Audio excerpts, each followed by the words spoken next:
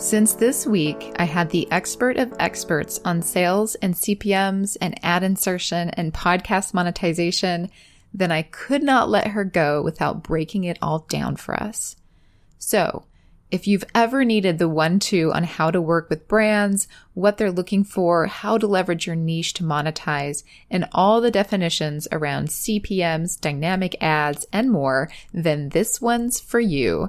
Here is Allyson Marino, the founder of podcast ad agency Lipstick and Vinyl, with all the info. So let's switch gears and talk a little bit about the nitty-gritty of ad sales. So it's such a mystery to so many people, so I want to break it down a little bit. Can you just give us a rundown of how it works in the podcast space? Yes. Advertisers are buying audience. That's plain and simple. That can mean they want to buy a ton of ears, a ton of listeners, or it can mean they want to buy very specific listeners. So that's the very basic part of advertising in podcasts or in anywhere, but I think especially in podcasts. It can be big or small, and it can both work. Okay, great. That's helpful to think of it that way as a creator, because it's like, okay, you really have to know what your content is then, right? You have to know what you're creating and who it's for. And then you'll have an understanding of what kind of brand might show up and what kind of brand you as a creator might want to show up. So it kind of extends, I think, in all of those directions. I like the simplification of that. Can you tell us what the industry standard is? If I tell people all the time, go Google CPM model, because it's easier for them to read it than me to rattle off a bunch of equations to them, but we're going to do that now. So sure. Also go Google CPM model, but if you could tell them the breakdown of what that means. Yeah. A good CPM calculator is clicks. I think it's .net, but if you Google CPM calculator, it's like the first thing that comes up, CLICKZ. But yeah, so a cost per thousand is the cost that it takes to reach 1,000 people. This is in TV, this is in digital, banners, this is in outdoor billboards, you name it. Cost to reach 1,000 people. In podcasts, the average cost per thousand is $25. So you pay $25,000 to reach 1,000 people. So this is something to keep in mind. The CPM model, and most podcast advertising agencies are looking to pretty much just factor in that. That's the basic. Like, how many people do you have? This is how much we're going to pay. So if I am HelloFresh, I want to pay, say they want to pay a $20 CPM to reach 1,000 people. Well, you can easily figure out how much to price your podcast based on how many people you have listening. So the very easy math is, if you have 1,000 listeners, one ad will cost you $20 at a $20 CPM. So that's often disappointing to people, but keep in mind, there are some other ways you can make your show enticing to advertisers if your audience is not huge. I think advertiser interest really starts to happen around 10 and then 20,000 listens a weekly episode. That's when you'll start to get noticed on the merits of audience.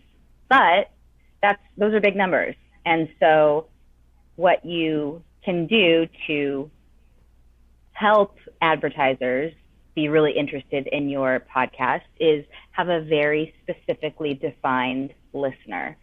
So iHeart is working now with a network called the Meat Eater Podcast Network. And this is a good example because the shows are about fishing and hunting and guns and deer and all things hunting. So advertisers that make, trailers and guns and outdoor wear and ice chests and knives and all those things, like, that's a really specific audience that they're thrilled to learn that this Meat Eater Podcast Network exists, because they're like, you found our customer. We want to use you to talk to them. There's nobody else that so exactly talks to our customer. So that's a really, I think, straightforward example where if one of their podcasts had 5,000 listeners, even at a huge company like iHeart, if somebody who makes axes or whatever, they're going to be interested in that podcast. It doesn't have to have 1 million listeners because they're reaching their target. Yeah. So that's one thing. So you can be really, really, clear about who you reach. And sometimes with more creative projects that are like storytelling or more experimental, that might be a little bit more difficult. But if you can tell a story about who your customer is, psychographically, whatever, like it's a woman who's in her 20s and she's really, she lives in a smaller town and she likes to read these books. So these are her favorite authors, whatever, you can start to paint a picture. And that's what's really important. So knowing who your listener is one thing, and be able to tell that story really clearly, because that's what brands are looking for. Like, how can you help me reach my customer? So the other thing that you can do is to really form a strong bond with your listeners, because they're buying ears, yes, they're buying audience, but they're also buying influence. So if you have, and you can find out what your influence is too. Like if you take a listener survey, if you ask people to comment and give you feedback on your episode, if you engage people and they're responding to you, that's a good measure of engagement. Like it's just, it doesn't have to be like a number in a spreadsheet that's spit out from a platform. It's just, you have a sense for if your audience is really, really engaged. So by doing everything you can to keep your audience engaged, and then, only approaching advertisers who are products that you would use, products you think your listeners would like. Maybe it's a reading light for that girl who really likes books, who lives in Oregon or whatever. I don't know. But, then you can tell a story to an advertiser that's really specific to them, and you don't have to have a huge audience. And so maybe when it's something very specific and the story really works, you say, my listeners are very, very engaged. Whenever we have like a clubhouse, or whenever we have like in our Facebook group, like, they buy each other birthday presents, or they're also, they're friends with each other. That sort of engagement is really important, because what an advertiser is measuring is, sad to say it if you're an artist, but like, how many widgets did I sell? I paid this much and I sold X amount of widgets. I needed to sell more widgets to make this campaign successful. You're really helping them sell the widgets. And that's not a bad thing. That's how you get to create more content. It's not a bad thing. It's commerce, and it's just how it works, and you're still a creator. But so just be really, you want to be an influence with your audience, because when you say, hey, I love this lip gloss, I use it and it's like minty and it makes my lips feel tingly, which feels cool, and it's really shiny, it doesn't come off of my coffee cup. Like, you could be real about it. People are going to do what you say because they trust you, and they're going to buy the product. And that's what advertisers are looking for. Thank you for that. That shines a light on so many angles for someone who, because a lot of people that start podcasts, there's this thing that is called pod fading, or, just burnout is what that means. And there's a moment where you're like, how do I keep this sustainable? And the goals shift to monetization and figuring out a way to keep things going so that you're not putting a lot of pressure on your listeners as well to like do patrons or support somehow, or there's lots of things you can do.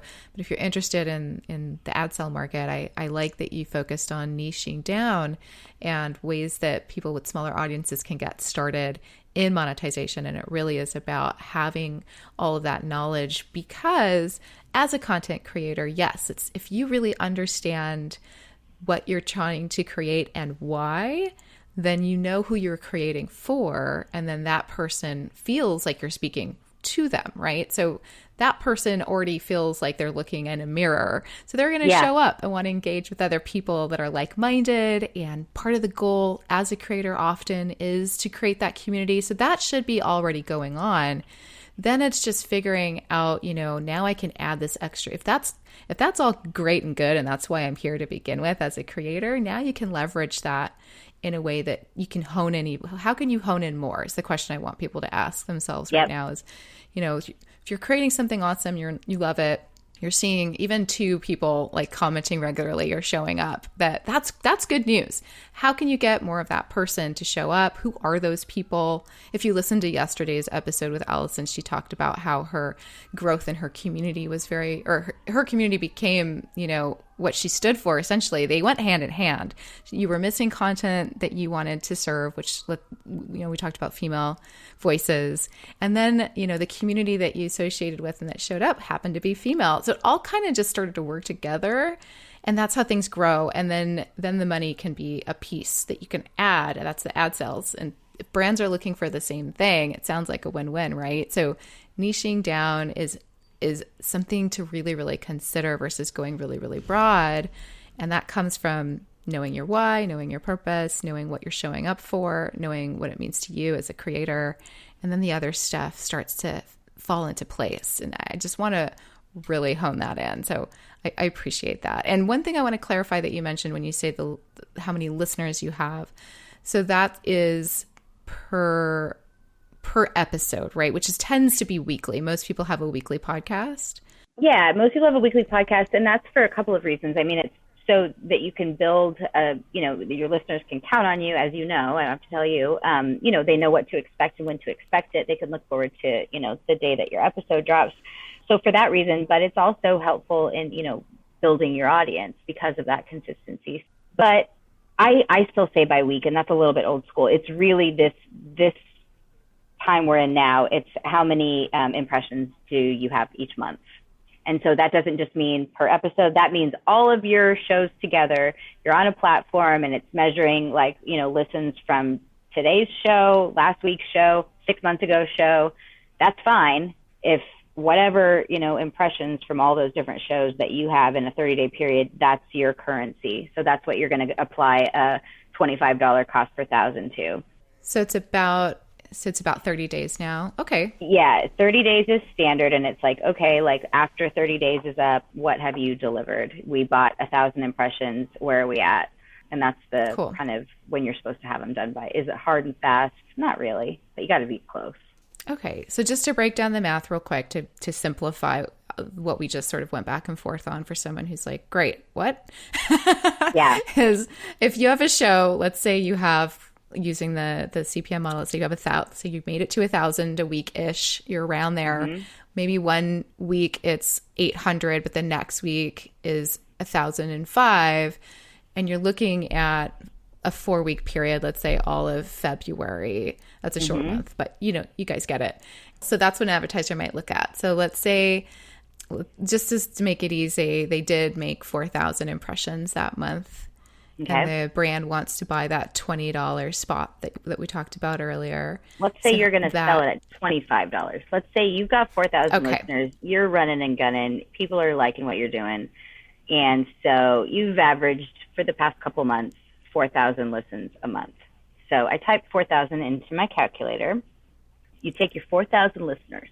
You hit multiply by your CPM. So I'm going to multiply 4,000 times $25 and then divide that by 1,000.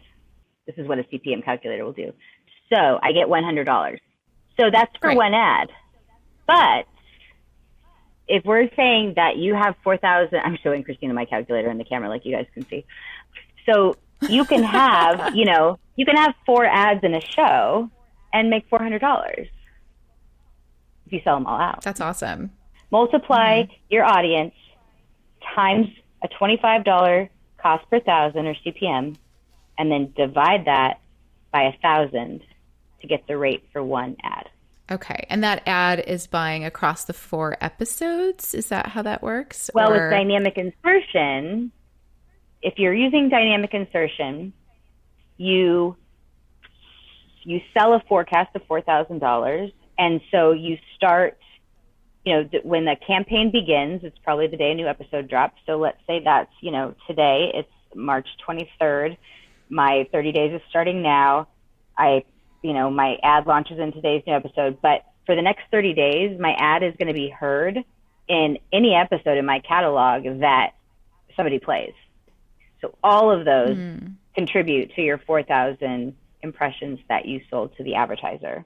If you hit that, if you undersold yourself and you hit that at 10 days, then you stop serving that ad and charge a new guy for it. Oh, interesting. Okay, so dynamic ad insertion has changed the game a little bit.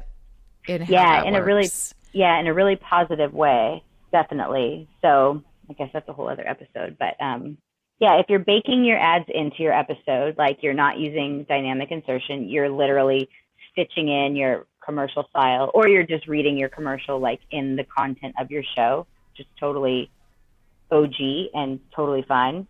Then you're going to have to pay attention to how many downloads does one episode get, because you're selling a forecast against that episode. So if your episodes range from 500 downloads to 1,500 downloads, you got to come somewhere in the middle where you think you can deliver on that forecast for a per episode basis, because your ad's only in that one episode. So then you would just measure the downloads in that one episode.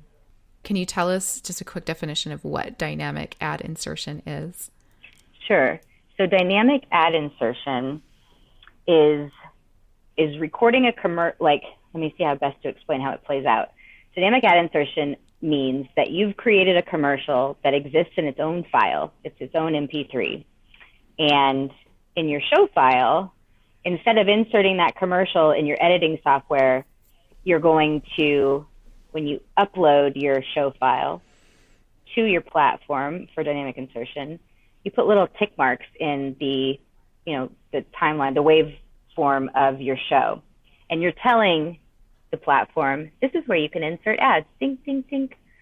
And so that means that when the person who is serving your ads, they get to use all the impressions, like I was saying, like during a period of time. So like, whereas if I sell today's episode at 4,000 impressions, I gotta be prepared to give 4,000 impressions in that show, because that's the only place my advertisement is heard. Versus I get to make use of all my impressions by doing dynamic insertion, because I've got those little tick marks in all my shows. So that's telling the hosting platform, okay, we can take ads in all these shows. So if somebody's listening, somebody checks out your podcast for the first time, they're like, oh my God, I go back to the beginning, or, oh my God, I really like this person, I want to go hear their interview, whatever. You're going to get credit for that listen for a current ad campaign. It's also cool because this way your old episodes won't have old ads. Like they won't have some offer that expired 6 months ago. They'll have a new ad because, yeah. So I don't think I explained what dynamic insertion is very well, but that's kind of how it plays out. It's complicated without a visual, I have to say. Yes. And yes. But I think you did a great job explaining it. So when someone goes into, you have to have a platform that has dynamic ad insertion, firstly. Yeah. And if you don't have a platform like that, this won't make a lot of sense. But if you do, then once you upload your show, there is a ad selection button where you're making these markings, like you said, in the waveform. And that is where the agency or the platform or the brand or whoever is doing that, or yourself, I think there's options where you, the podcaster, uploads that MP3 ad in the back end on your platform. And then the selections you made is where that ad will get inserted in all of the shows, all of the episodes that was bought for that campaign. So I hope that summary makes some sense. Am I right, Allyson? It's really cool too, because it allows you to take ads for, say there's like a fair and your show is a local show and you want to tell everybody about, the Orange County or the LA County Fair that's in July. You can stop those ads whenever you want. Like, so where before, if you baked in a fair ad to your, May 1st episode, it's going to be in there forever. Unless you go back and take it out and re-upload your episode. Versus dynamic insertion, you've got a fair ad that you want to run from May through July. Well, you could stop it when the fair's done. Oh, the people that run the fair are so happy because they're not going to be paying for all these impressions that they don't need, because you can just, go into the ad server or the platform. Megaphone is one, Libsyn is one. What Simplecast? Yeah. What did you just say? Acast. Acast. Yes, those are that host shows, host show files, and serve ads. Exactly. So that way you can stop an ad whenever you want to. You can also, it's really easy to do cross promotion with your friend podcasts or with other podcast networks, because if you record a 30 or 60 second promo for your show, then you can just give it to another show and they can pump it in just like an ad, and they can pop it in and take it out, when they want to. And they can tell you, oh, we gave you 5,000 impressions. And so then you could say, okay, I'm going to give you 5,000 impressions. And you can't be that nimble with baked in ads. You just can't. So it's a really cool thing, because they still sound like they're in the show because they're the host voice. Thank you for that. Yes, thank you for filling in that blank of why it functions so well, why everyone's leaning into it, why it's working, and it is more flexible. So yeah, great. Just from your perspective, the technology around monetization, I think is what really changed things. In your crystal ball, do you see Yeah. anything else? Well, I'll tell you what. Yeah, I'll tell you what's not changed since I started working in audio media in 2005. So that's like 16 years ago, whatever. Something that's not changed is that there's always going to be like the tonnage, like people wanting to sell impressions. We just need to reach all these people in all these places, and we just need, to pump out as big of an audience as we can. That's always going to be a part. So dynamic insertion makes that function, and it makes it scalable, and it allows people to really like step on the gas and flood a whole country, in our case, with a message. That's always going to be part of it.